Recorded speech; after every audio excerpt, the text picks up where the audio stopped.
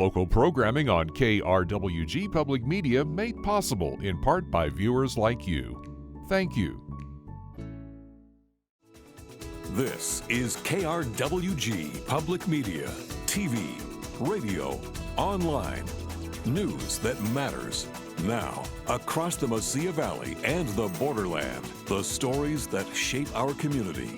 From the KRWG Broadcast Center at New Mexico State University, this is Newsmakers. Welcome to Newsmakers. I'm Anthony Moreno. On the program today, we take a look at efforts to increase civic participation in government in New Mexico.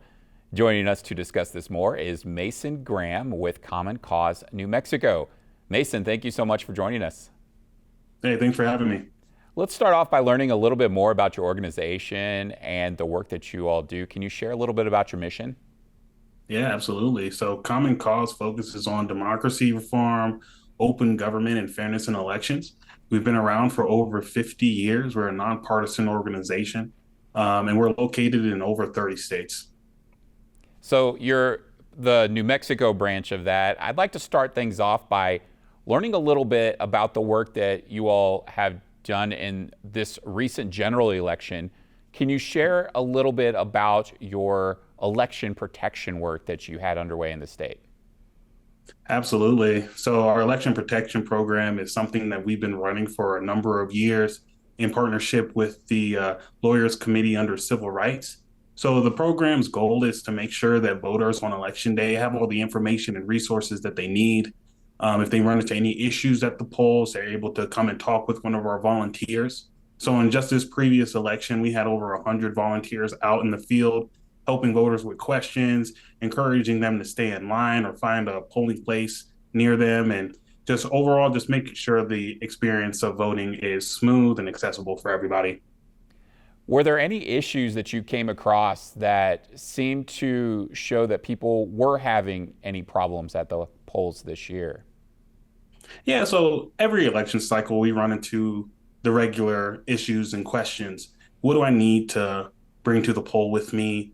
What's on the ballot? Those are things that we hear often.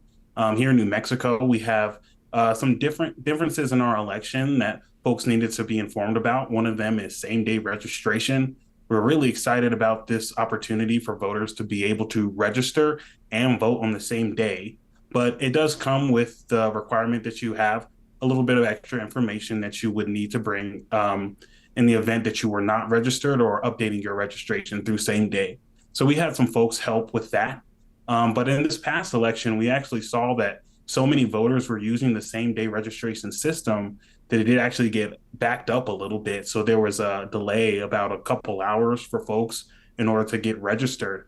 So since we have volunteers out in the field, they were able to communicate that with our voters and let them know, hey, it's going to take a little bit of time, but you're going to be able to get registered and you are going to be able to vote today. So that way they stayed in line and made sure they got their ballot casted. Were there any specific parts of the state that seemed to have challenges with that? Well, we saw that, most places where we were, that includes Albuquerque and across Bernalillo, Sandoval, Santa Fe, they all experienced some of the similar issues when it came to the same day registration, for instance, and of course, all of the, regular questions that we have. The great part about our election protection program is that as reports come in from our volunteers and folks calling the 866 Our Vote hotline, here in our command center, the Common Cause team can see like a bird's eye view of everything that's happening across the state. So we didn't really see any fluctuations in one particular place over another, but a general overview of what's happening on election day. Did your organization have any challenges recruiting volunteers to participate in this sort of election protection program this year compared to perhaps years in the past? So this year, actually, we had a really fantastic program. We started recruiting as early as the primary election. So back late May, early June, we had folks hopping on, getting ready to participate in the general election. In the past, we've always had a good turnout for volunteers for our program. This year was no exception. We had over 100 folks in the field on the ground And then we also have folks that were visiting multiple polling places in their car, and looking for things like long lines, or any maybe disturbances that were happening nearby that could keep folks from voting.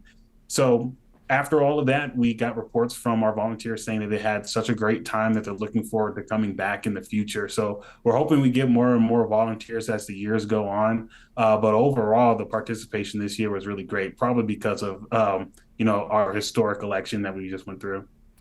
We've interviewed election officials on this program before, and one of the concerns they brought up was their concerns about threats or harassment of those who are working at the polls or volunteering. Is this something that you came across or were paying attention to? We're absolutely paying attention to any threats of harassment, voter suppression, and intimidation. That's something that we train our volunteers on extensively before sending them out into the field to help voters. Luckily, we didn't see any serious threats of intimidation or harassment being reported by our volunteers. Folks also have the ability to call that 866 Our Vote hotline where our volunteers are not. And we have the sign posted in many areas throughout Election Day. So even through that number, we got some reports of folks maybe not being able to vote, or being concerned about the process, but nothing that caused like huge alarm bells for us.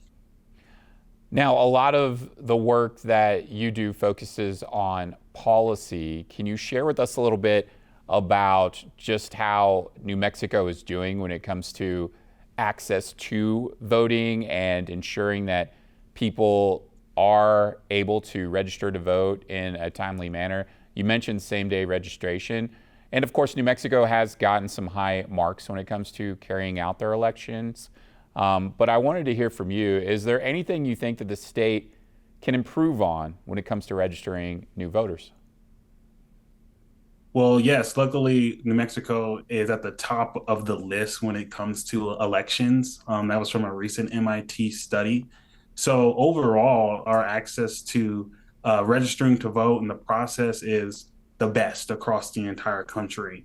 Now, there are already some things that are in process that are going to make voting a lot more accessible for New Mexicans. One of those is going to be back-end voter registration.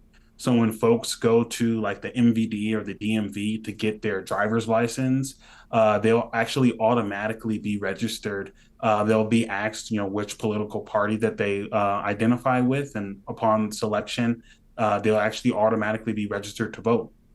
So folks who go to the DMV tend to decline this option when it's asked if they want to be registered to vote, because the process is so extensive. One, when you go to the DMV, I think we all know how long the lines can get and the wait. People just want to get out of there, but it's an important touch point for people to actually get registered. So making that process opt out instead of an opt in should increase voter registration by, we've seen like upwards to 60% of folks decline that. So we're looking forward to that being implemented, I believe as early as next year. Okay, I want to move on and talk about some other policy concerns. And let's start with campaign finance reform. Can you share a little bit about what your organization is doing to address this issue in New Mexico? Yeah, absolutely. So campaign finance is something that Common Cause has always been a part of. Money in politics, of course, has had an impact here in New Mexico due to, one, our part-time nature of the legislature, where folks, who are relying on campaign contributions, may also receive those contributions, and it affects their legislative work as well. But something that we're looking at, directly, and what we can do in policy is for the disclosure of those finances. So if folks have an independent expenditure that's contributed by an individual versus an organization, we want those types of things to be disclosed. Another concern that some folks in New Mexico may have is ethics reform. Can you share a little bit about the work you're doing in that area? Right. So with ethics reform, something that's also really close to Common Cause, a lot of the work that we do is focusing around the Government Conduct Act. So making sure that, government officials aren't overreaching, using their power and their position, in a way that they shouldn't. So when it comes to ethics reform, we work closely with the State Ethics Commission, which we also work to implement here in the state of New Mexico. We do have a commission, of course, established, but some may wonder, does it have enough teeth? Or are we really getting to know how all the folks that are donating to some of these campaigns, in some ways, or there just might be unethical behavior by some folks in elected positions that, may draw concerns. So, I mean, those are things like I think some people have valid concerns about. So I just kind of was curious from your organization's standpoint, is there something in the upcoming legislative session that you all might be talking with lawmakers about? Yeah, so I'll say that the changes that we're making or intending to make to the Governmental Conduct Act just strengthen the already existing language that prevents legislators and government officials from doing overreach. That's something that we work on continuously to make sure that that type of thing doesn't happen, where legislators are using campaign contributions in a way that they shouldn't, or when they receive contributions, who is it coming from, and if at a certain level, does it have to be disclosed or penalized? Those are the types of things and reforms that we're looking at as far as government accountability and ethics. Mason, one concern that your organization has been vocal about is gerrymandering and the work you're doing to ensure New Mexicans have fair redistricting going on in the future in the state. Can you share with us a little bit about the efforts underway with your organization on this issue? Absolutely. So redistricting is a really hot topic for us at Common Cause, and especially here in New Mexico, where we've seen some recent impacts due to our past redistricting cycle. I think many folks, and I know lawmakers, are familiar with this recent change in our congressional district maps that went all the way to the Supreme Court of New Mexico, where they were actually able to justify a certain degree of partisan gerrymander. This was particularly impactful in Congressional District 2, where part of that map reached up into central New Mexico. And in the South Valley, Republicans argued that it didn't make what was once a Republican stronghold in southern New Mexico more democratic. And then in this previous election cycle, that seat in Congressional District 2 was lost from Republican lawmaker Yvette Herald to now Congressman Gabe Vasquez. And now, post this 2024 general election, Gabe Vasquez has retained his seat. So I think that there's going to be a lot of questions on what the redistricting procedure should look like here in New Mexico. We did have a Citizens Redistricting Commission that were able to recommend maps to our legislature for approval, but Common Cause believes that there should be a completely independent redistricting process, and we're looking forward to working on that for the next several years until redistricting comes back up in 2030. Okay, yeah, there's also some other districts that seem to be a little different too this time around. So we look forward to hearing more about that issue from your organization. I want to move on and talk about your efforts to modernize New Mexico's legislature. What are some of the major things you think need to be addressed with New Mexico's state legislature moving forward? So when we talk about modernizing the New Mexico state legislature, we're talking about creating a New Mexico legislature that looks somewhat more like what we see in other states across the country. New Mexico is the only state that doesn't actually pay their legislators a salary. And for quite a while, our legislators actually didn't have paid professional staff either. We also have one of the shortest length of session of all legislative sessions in the United States. And we see that as a problem for a number of reasons. First, I'll talk about the length of session. I think it's no secret that New Mexico tends to fall on the bottom of some of these really important lists, like education, and some that are, don't look as good, like, childhood poverty level. We think that if legislators were able to participate in legislative session longer, that some of these big issues that could be addressed by policy change and legislative change could definitely speed up and getting New Mexico back to a better place. And really providing for New Mexicans. When it comes to legislators not receiving a salary, we're seeing a number of issues when it comes to not just running for office, where folks that maybe live paycheck to paycheck or they're raising a family, but they are perfect candidates to be legislators and deciding on these big issues and bring their expertise to the table, cannot because of this financial obstacle. I'm sorry, unfortunately, I got to stop you right there. We're running out of time. You bring up some very interesting points.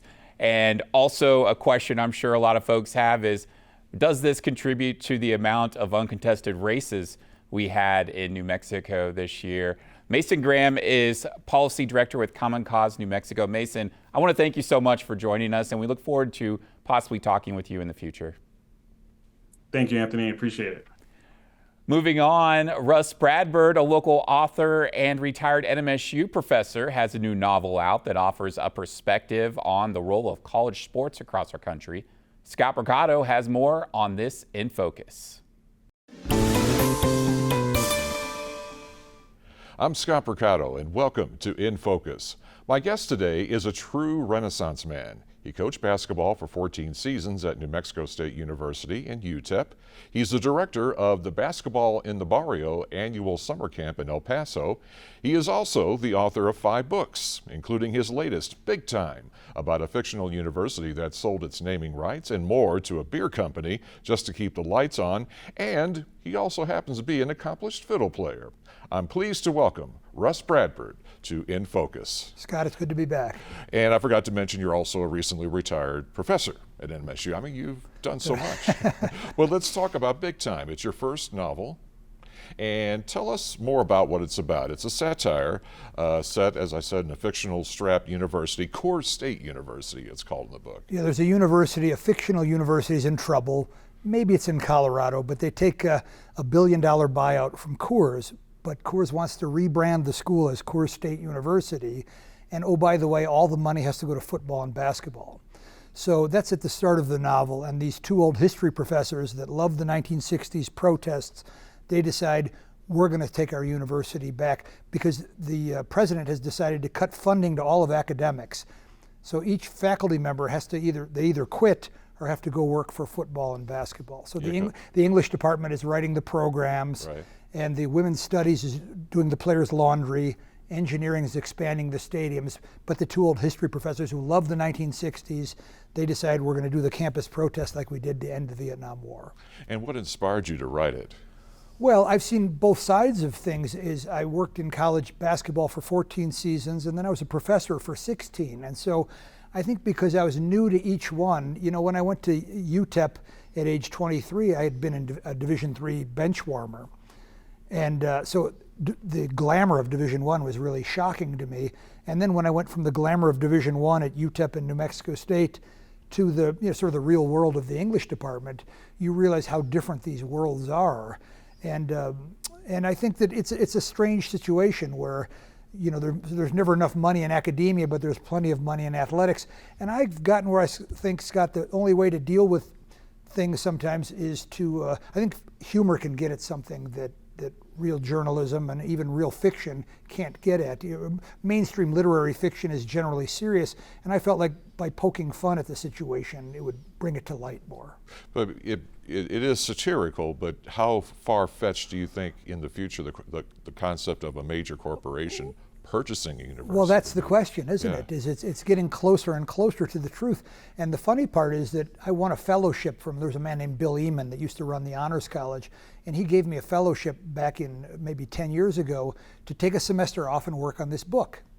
And I thought, gosh, I've got to finish this book before college sports gets put into perspective across the country. And I should add, Scott, that New Mexico State is fairly normal in this regard. Our coaches aren't making $4 million a year like they are at the University of Texas or the University of Arizona. But on a national scale, at our big state schools, it seems to me to be completely out of control. Was there a particular reason for choosing a beer company in your novel as Coors. I thought it would be I thought it would be funny, and I worried about it a little bit. I thought, is Coors going to sue me? And a couple publishers had said, well, of course you're going to have to change the name of the book or change the name of the sponsor. But I remember there's a book I loved called Billy Lynn's Long Halftime Walk. It all takes place at a Dallas Cowboys football game. In one day they go out and get honored at halftime, these war veterans. And I thought, if they can do that, if they can call it the Dallas Cowboys and not worry about getting sued, that I should probably be fine. So, but again, it's a satire, and I think for humor, you're allowed to do things that maybe you couldn't get away in serious journalism like we have here today. That's right. Yeah.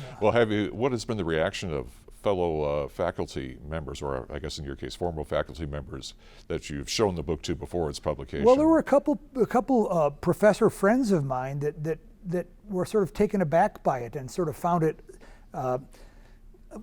not offensive exactly, but it was a little bit of a jab at them. You know, it's as much as it's making fun of college sports, it's really making fun of academia. And it's because I think it's gotten to the place in academia where we don't talk about it anymore, that there's if there's a $1 million renovation of the weight room or that kind of thing, it doesn't get brought up anymore.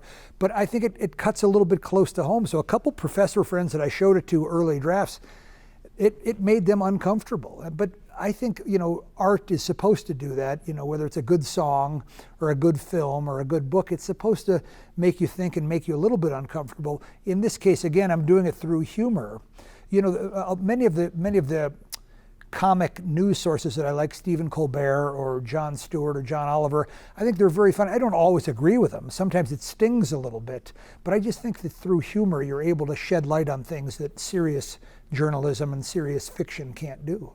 Well, you were recently awarded a Fulbright Fellowship to return to Ireland to work on your next book, Almost Like Belonging. Tell us about that. Well, this is a much more serious book. In Belfast today, which is part of Northern Ireland, which is, it's on the island of Ireland, but it's part of Northern Ireland. But in Belfast today, which was terribly war-torn themselves until 1998, when the Good Friday Agreement came in. But in Belfast today, which has this terribly violent past, immigrants are coming in from war-torn countries, Syria, Ukraine, Sudan, and the parents are sticking their children into Gaelic football. So there's this odd phenomenon where you look at the team roster and you'll see, Kieran O'Leary and Brian O'Regan and Muhammad Akbar. How did that kid get on the team? But in my experience, Scott, sports has always been the great equalizer and great for assimilation.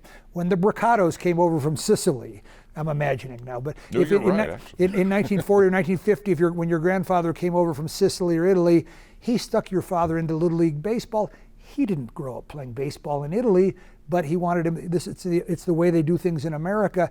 And in my experience, sports has always been a great equalizer. Sports is always at the forefront of social change in America, whether it's racial or gender-wise. It's always been, whether it's Muhammad Ali or Jackie Robinson, Billie Jean King, Megan Rapinoe.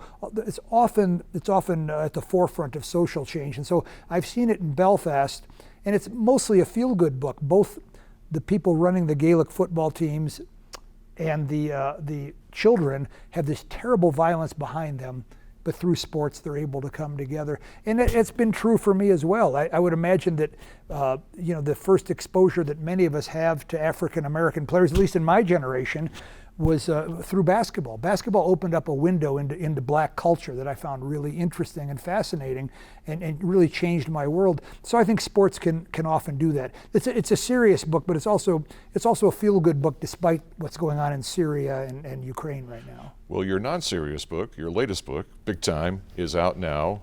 I assume you can purchase it from the usual places, Amazon and whatnot. Well, I hope the bookstore on campus carries it, but I always recommend Bookshop because Bookshop is actually the cheapest.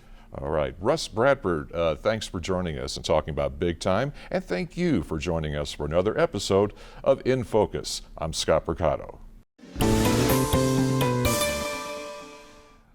Moving on, Las Cruces has a group of amateur astronomers who come together to learn and share more about our universe.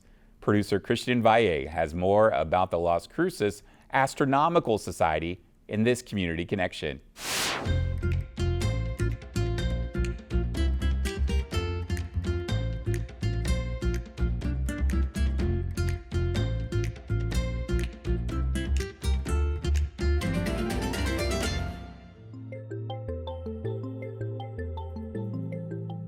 Well, the mission is pretty simple. It's to share the universe with the community. And so our membership is open to anybody who's interested in astronomy. And the membership consists of people, anything from very beginners who really want to know more and just get an introduction to astronomy to quite sophisticated. We've got members who are very expert in their areas of field, whether it be observational astronomy or imaging. Astrophotography is a big part of the society. But basically, we contribute to the community through outreach programs. That's really the strength of our program. Every month we have a meeting which people can come to. This is our monthly meeting, in which we typically have a speaker that attends the meeting on some topic of astronomy that's of interest. And then we also have outreach programs. One is a monthly moon gaze, which we have at the Plaza de las Cruces every month during the first quarter moon. That's when the moon is just perfect for looking at the topographical features of the moon. And then we also have an observatory at Leesburg Dam State Park. So we have a monthly event there. That's where we can see some nice dark sky observation. Well, one of my most vivid memories, one of the first memories I have, is being in my great-grandmother's front yard with her looking at the stars, and I must have been 5 or 6 years old. All the members love astronomy, love the skies, love the stars, love to be out there in nature and finding out and seeing just amazing things that happen either on a periodic basis or once in a lifetime kind of basis. Then we're part of the Renaissance Fair. We have a booth there. We've had a booth there for years, and we're kind of a mainstay there. People come to and look through our telescopes.